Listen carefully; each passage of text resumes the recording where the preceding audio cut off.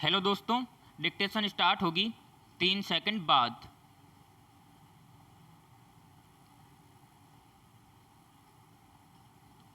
Start. उपाध्यक्ष महोदय, मैं आपका बड़ा आभारी हूं कि आपने मुझे बोलने के लिए समय दिया है। मैं आपसे निवेदन करना चाहता हूं कि मुझे कुछ अधिक समय दिया जाए क्योंकि मुझे काफ़ी बातें कहनी हैं। कुछ महीने पहले रेल मंत्री जी ने जिन परिस्थितियों में रेलवे मंत्रालय संभाला वे परिस्थितियां बड़ी कठिन थीं क्योंकि पिछली सरकार ने मंत्रालय की व्यवस्था को बहुत खराब कर दिया था। इस सब के बावजूद भी रेल मंत्री जी ने मंत्रालय की व्यवस्था में सुधार कर दिया है और इसके लिए मैं उनको बधाई देना चाहता हूं। मैं बड़े ही गर्व के साथ कह सकता हूं कि इन कुछ महीनों में बड़ी सफलता के साथ सभी कठिनाइयों का सामना किया गया है। देश में सूखा पड़ने के कारण उस समय काफ़ी कठिनाई आ गई थी। इस समय भी रेलवे ने दूर दूर के क्षेत्रों में नागरिकों के लिए आवश्यक चीज़ों को समय पर पहुंचाया है ताकि आम जनता को अधिक परेशानी का सामना न करना पड़े।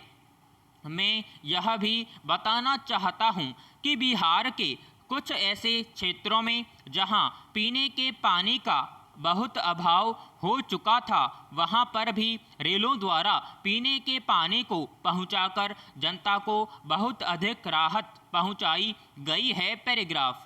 महोदय, मैं मंत्री महोदय को इस बात के लिए भी धन्यवाद देना चाहता हूं कि उन्होंने रेलवे का जो बजट प्रस्तुत किया है वह भी आम जनता को राहत पहुंचाने वाला बजट है और इस बजट का सारे देश में स्वागत किया जा रहा है। ऐसे समय में जबकि सारे देश की आम जनता बढ़ती हुई महंगाई से बहुत परेशान है, रेलवे बजट में इस तरह की व्यवस्था करना जिससे आम जनता पर अधिक भार न पड़े एक स्वागत योग्य बात है। रेलवे विभाग में बढ़ते हुए भ्रष्टाचार को भी समाप्त करने का निर्णय किया गया है जो मैं समझता हूं सबसे आवश्यक बात है। जब तक सरकार अपने मंत्रालयों और विभागों में फैले भ्रष्टाचार को समाप्त करने का प्रयास नहीं करेगी तब तक किस प्रकार से देश का विकास हो सकता है, यह सोचने योग्य बात है। मैं रेल मंत्री जी से निवेदन करना चाहता हूं कि वे इस तरह की व्यवस्था करें जिससे भ्रष्टाचार को बढ़ाने वाले लोगों को ऐसी सजा दी जा सके ताकि भविष्य में कोई भी कदम उठाने की हिम्मत न करे और मंत्रालय के काम में बाधा न पड़े। पैराग्राफ। आदरणीय सभापति महोदय, जैसा कि माननीय सदस्य जानते हैं, आजकल महानगरों में मादक पदार्थों का प्रयोग बढ़ता जा रहा है। यह बीमारी दिन प्रतिदिन जा रही है। यहाँ तक अब तो शिक्षा संस्थानों में भी मादक पदार्थों के बढ़ते हुए इस्तेमाल से भयानक समस्या पैदा हो गई है। मेरा सरकार से निवेदन है कि इसके निदान के लिए युद्ध स्तर पर कार्य हो ताकि आज की युवा पीढ़ी इसके चंगुल से शीघ्र निकल सके। मैं समाज के हर वर्ग से अपील करता हूं कि वह सरकार का साथ दे ताकि समय रहते इस समस्या को हल किया जा सके ताकि यह मर्ज काबू के बाहर न निकलने पाए। पैराग्राफ। आखिर मादक पदार्थों के सेवन के पीछे क्या कारण है?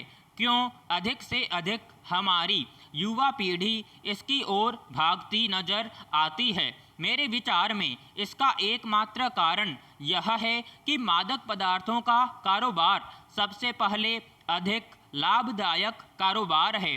कुछ अंतर्राष्ट्रीय गिरोह विशेषकर अमेरिका में बैठे लोग मानव जाति पर यह घातक प्रहार कर रहे हैं।